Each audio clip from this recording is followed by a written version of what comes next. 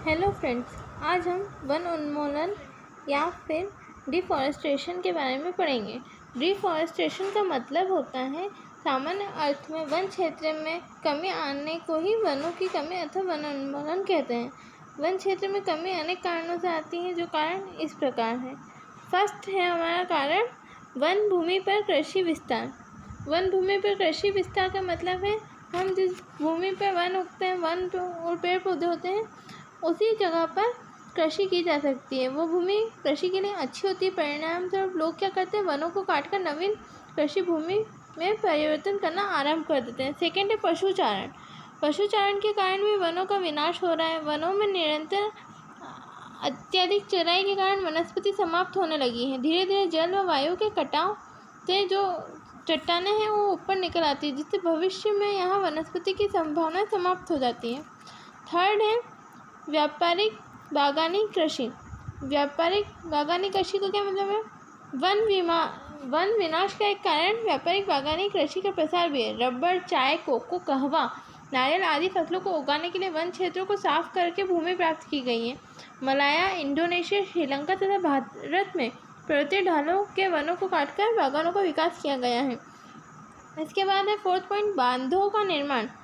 बांधों का निर्माण क्या होता है? पहाड़ी व वन क्षेत्रों में, वन प्रदेशों में नदियों पर बांधों का निर्माण भी वन क्षेत्र में कमी लाता है। बांधों के निर्माण से बहुत बड़ा भाग जो है वो वन क्षेत्र में पानी में डूब जाता है।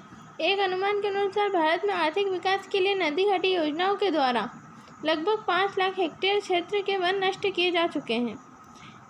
इसके बाद है फिफ्थ पॉइंट, पशु पक्षियों द्वारा पेड़ों पौधों का नष्ट होना।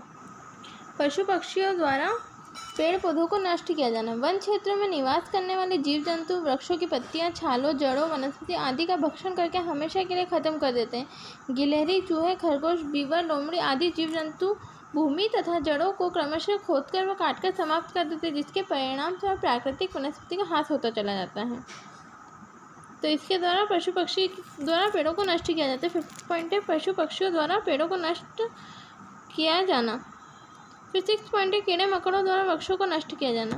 कीड़े मकोड़े उष्ण कटिबंधीय प्रदेशों में दीमक के द्वारा बड़े बड़े वृक्षों को नष्ट कर दिया जाता है। सामान्य रूप से जंगलों में पैदा होने वाले वृक्षों को नष्ट करने में कीड़े मकोड़ों का बहुत बड़ा योगदान रहता है। कुछ विशेष प्रकार के कीड़ों द्वारा लकड़ियों में छेद किए जाने के कारण वह व्यापार व उपयोग करने के अयोग्य हो जाते हैं। टोसा, साफ्लाई, जिप्सी तथा ब्राउन टेल आदि प्रकार के कीड़े वृक्षों की पत्तियों को खा जाते हैं, जबकि मेगोट, पाइन बीटल, कोन बीटल आदि कीड़े पाइन के वृक्षों की वृद्धि पर प्रतिकूल प्रभाव डालते हैं। डिफॉरेस्टेशन या वनों उन्मूलन को रोकने के या कम करने के कुछ उपाय हैं। वनों उन्मूलन को कम करने के उपाय।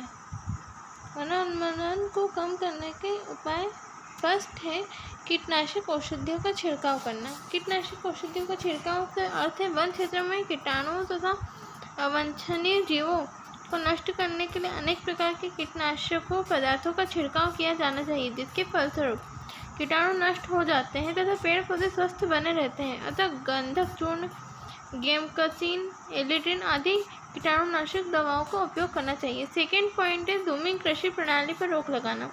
जहाँ पे ज़्यादा जनसंख्या होती है तो लोग वहीं पे आसपास के क्षेत्रों में वनों की कटाई को करके और इस पद्धति को अपनाते हैं और वहीं पे कृषि करने लगते हैं, जिसके कारण सरकार को इस पर रोक लगाना चाहिए ताकि वनों को संरक्षण और बचाव किया जा सके। थर्ड है वनों की आग से सुरक्षा करना। अधिकांश ग्रीष्म ऋतु में उष्ण तथा शीतोष्ण कटिबंधीय वनों में आपसी रगड़ के कारण आग लग जाती है तथा संपूर्ण वन क्षेत्र जल जाता है, जिससे वनों को एक बड़ी हानि होती है। इसके लिए कुछ देशों ने, संयुक्त राज्य अमेरिका, कनाडा तथा अनेक पश्चिमी यूरोपीय देशों ने वनों के मध्य स्थान पर ऊंचे ऊंचे निरीक्षण गृह बनाए जाते हैं तथा समय समय पर वायुयानों द्वारा आग की निगरानी रखी जाती है, जिससे समय रहते वायुयानों द्वारा रासायनिक पदार्थों का छिड़काव करके आग पर शीघ्र नियंत्रण कर लिया जाता है। अतः वन क्षेत्रों की आग से सुरक्षा करनी चाहिए। फोर्थ है वनों का स्वामित्व। निजी क्षेत्र में जो वनों के जो मालिक रहते हैं वो सिर्फ आर्थिक कमाई करना चाहते हैं, जिससे वनों को नुकसान होता है। तो सरकार को क्या करना चाहिए, वनों का राष्ट्रीयकरण करना चाहिए। राष्ट्रीयकरण के द्वारा वनों के संरक्षण नियमों को कड़ाई से लागू किया जाना चाहिए। फिफ्थ पॉइंट है वनों का अधिकतम उपयोग करना। औद्योगिक इकाइयों में प्रयुक्त की जाने वाली लकड़ी के उपभोग से कम बर्बादी होनी चाहिए। इसके साथ साथ कागज उद्योग में काम आने वाली लकड़ी के स्थान पर व्यर्थ कागज तथा चिथड़ों का उपयोग किया जाना चाहिए। वनों की विवेकपूर्ण कटाई द्वारा प्राप्त लकड़ी के अधिकतम उपयोग से इस प्रकार की वैज्ञानिक विधियों को प्रयुक्त किया जाना चाहिए जिसमें वनों से प्राप्त लकड़ी की न्यूनतम बर्बादी हो। अतः वृक्षों के बहुमुखी उपयोग पर बल दिया जाना चाहिए। जैसे हेमलॉक नामक वृक्ष की कटाई प्रायः लकड़ी के लिए की जाती है, जबकि इसकी छाल का उपयोग टेनिन के उत्पादन के लिए भी किया जा सकता है। 6 पॉइंट है वैज्ञानिक वन व्यवस्था अपनाना। वनों के संरक्षण हेतु यह एक आवश्यक तथ्य है कि वनों को वैज्ञानिक व्यवस्था के अंतर्गत ही विकसित किया जाए।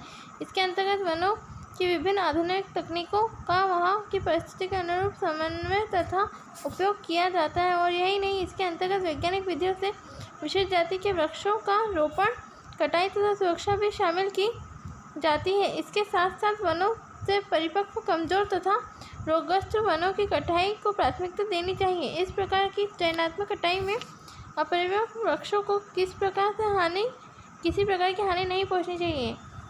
Thanks for watching my video. Please like, comment and subscribe my channel and please hit the bell icon. Thank you.